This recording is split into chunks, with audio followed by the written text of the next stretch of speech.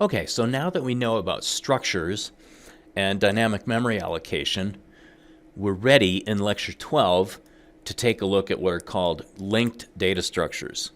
This includes linked lists, both singly linked and doubly linked lists, binary search trees of various kinds, stacks, queues, sets, maps, hash tables, Bayes nets, random forests, on and on and on, graphs representing social networks, and so on.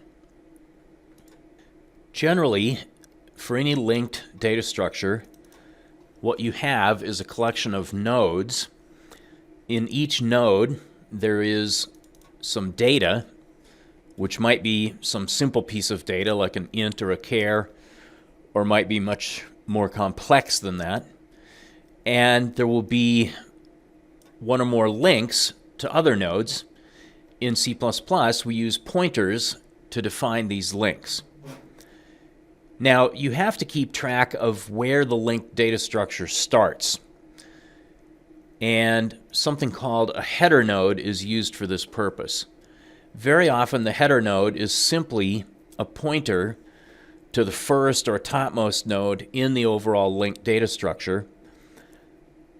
And the header node very often does not contain any information of its own. Sometimes the header node can be modified to contain some summary information, like it might contain the overall size of the linked data structure, the minimum or maximum value in the linked data structure, or that kind of thing. But for us, the header node is simply going to be a pointer to the first or topmost element of our linked data structure. One of the advantages of linked data structures, as opposed to, for example, fixed size arrays, is that they can grow to contain arbitrary amounts of data. Of course, this depends on the amount of actual memory that you have on your machine. Also, different linked data structures offer different performances from one another in relation to things like sorting the information in the data structure, searching for information in the data structure, inserting and deleting items in the data structure, how much overall memory the structure takes, and so on. The very simplest kind of linked data structure is what's called a singly linked list. It's very good for holding large amounts of sequential data. It's not very good for sorting in comparison with something like an array, and not very good for searching for values. Searching for a value in a linked list is a linear algorithm, which is pretty slow. But it is very fast for inserting and deleting values, unlike something like an array. Here we have an example of a singly linked list of char values. We use a structure to describe what each node contains. We're calling this the CL node structure because it's a character list node. The data here is a char, and the pointer to the next item in this linked list of char is declared as a pointer to a CL node. Now, we have one header node, which is simply a pointer to the first CL node. The header node does not contain any character information. And here we have an illustration of what you might have in a character list node. So the header points at the first node. The node contains a character as its data and a pointer to the next node. That node in turn contains some data and a pointer to the next node. Now the final node in the linked list has something called a null pointer or a zero pointer to inform code searching through the list that the code has reached the end of that list. An integer list is extremely similar, except that the data is an integer in this case. So here we have an illustration of an integer list, and even something more complicated like an employee list can be implemented in a very similar way. Now, an individual employee is a complicated thing. For our illustration here, each employee has a name, a title, and a salary. The name is a string object, as is the title. Salary is a double object. So in the list of these employees, each employee node has data, which is an employee object, and also a pointer to the next node in this employee list. So our diagram for that is going to look something like this. It's a little more complicated than the integer list or the character list, but not really that much. We have a header node that is just a pointer to the first employee in the list. Each object in here has a data part, which is an employee. So the data part has subparts, name, title, and salary. And the next pointer is a pointer to the next EMPL node in this linked list of EMPL nodes. Okay, we called each one of these guys an EMPL node because its data is an employee. Okay, so the end of the list, or the bottom of a tree, or the edges of a graph would be marked by so-called null pointers. That is, if you look at a particular node and its pointer to a neighboring node or its pointer to a next node is 0, or in C++, the value null pointer, that's how you indicate that you have reached the end or the bottom or the edge of your linked data structure. Okay, so here on slide 10, we have some actual code that implements a linked list of 2 characters.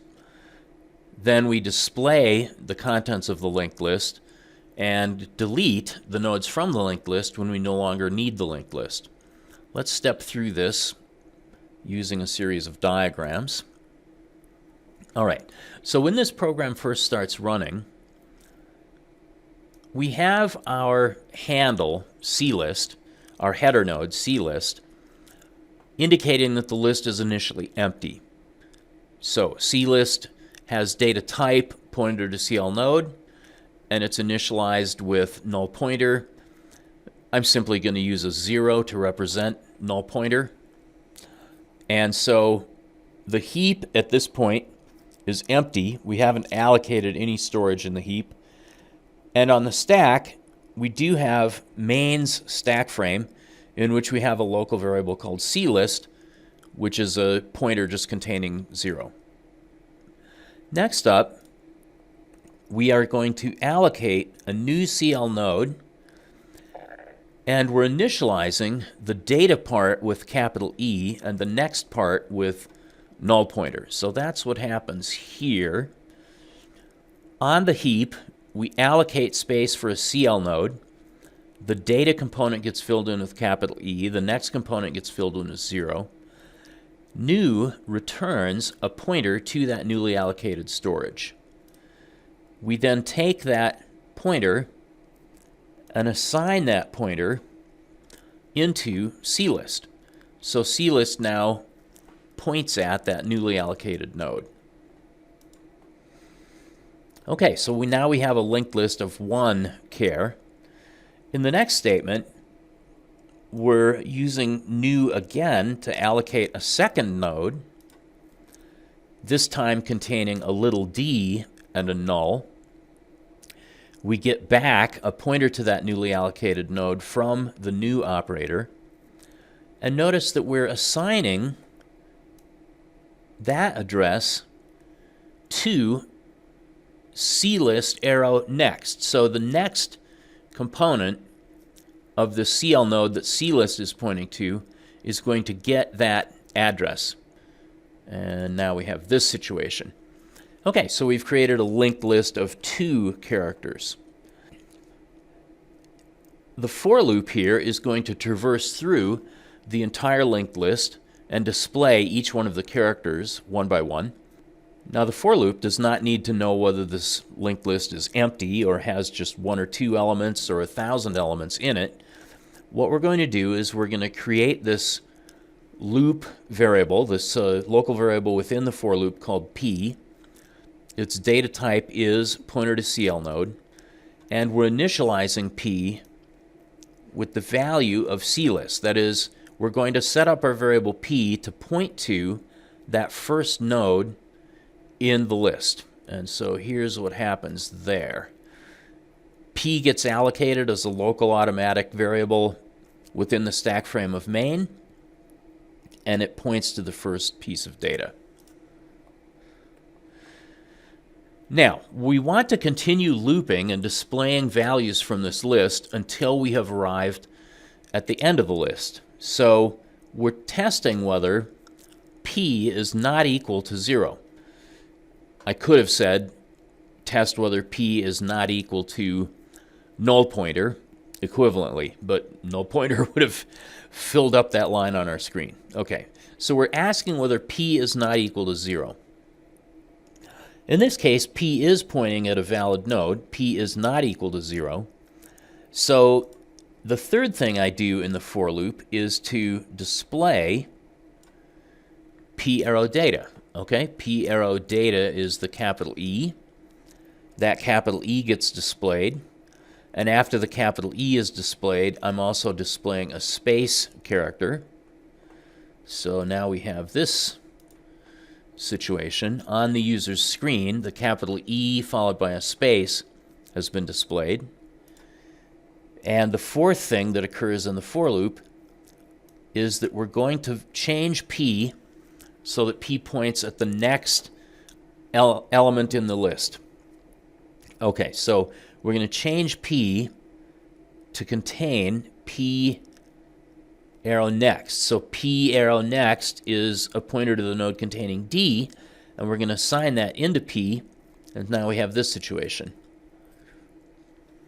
P is no longer pointing at the node containing capital E, it's now pointing at the D. Now I'm back at the test. Okay, I've done my initialization, my test, my body, and my change, and now I'm back at the test again, and I'm asking, am I, that is p at the end of the list yet? P is not equal to 0. P is containing the address of this node containing the letter D. So we're going to display the D as well as displaying a space. And so now this happens. All right, we've got the D and a space down here. And having executed the body, we go back and execute the change a second time. This time, p arrow next is a 0. So we're going to assign a value of 0 into p in the change expression. And here we are. So p is no longer pointing at that node D. When we now come to the test fails. Since p is equal to 0, we are done with the for loop. We drop out of the for loop and execute cout of a new line character. So the cursor drops down to the beginning of the next line on the user's screen. And that's it. We're finished with the for loop. We have displayed capital E space, little d space, and a new line. Now, in order to avoid memory leak, we need to delete these nodes that we have created. And we want to delete them in reverse order of the order that we created them in. That's not always the case, but that's typically the case. In other words, we have CList now pointing at the first node, but we actually want to delete the second node before we delete the first node, because if we delete the first node, we will have lost track of where in memory the second node is. So we're going to say delete of CList arrow next. Okay, CList arrow next is pointing to the node containing the D. So now that node containing the D is deallocated from the heap. That is, the storage is available for other code to use later. And then we will delete CList itself. That deletes the node containing the capital E. Now, that's really the end of our program, so we could just exit at this point. We could just return from main. But we want to get in the habit of making sure that any header node that is not actually pointing at allocated data should contain a 0. And so that is what this final step does right here. We're going to reset CList to null pointer or 0. Okay, so having defined what a CL node looks like, we have now created a linked list of 2 characters. We have looped through that list and displayed those characters on the user screen, and we have cleaned up the linked list when we're done using it. Well, yuck. I mean, this is kind of awful. Who in the world would want to use linked lists if you have to go through all this monkey business?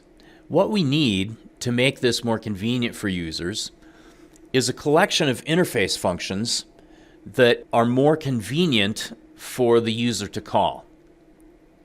And it turns out, after you do some thinking about this, you'll discover that interface functions to any linked data structure naturally fall into 4 different categories. We need a way to make a new data structure. We start with nothing and we're going to create a new data structure, and this will generally involve storing the address of the front or top node of the linked data structure into a header node. We also are going to need a way of accessing the data that's currently in the data structure, just to do things like printing it out or adding up the values or things like this. We're not modifying the data when we do this kind of access. We will need a separate category of functions that do modify the data in the list, but that don't actually alter the shape of the list. For example, if I've got a list of 4 characters, and I traverse through that list and I convert each one of the characters to uppercase, then the list as a data structure has not really changed. It's still a list of 4 elements. I haven't added any nodes, I haven't deleted any nodes, I haven't changed the ordering of any nodes. All I've done is to change the data within the nodes. The 4th kind of interface function that we're going to need will actually change the shape. For example, if I have a list of 4 characters and I want to delete the entire list, or I want to insert a new character in the list somewhere, or I want to delete characters from the list somewhere, all of these kinds of operations do modify the shape of the list, not just the data items within the list.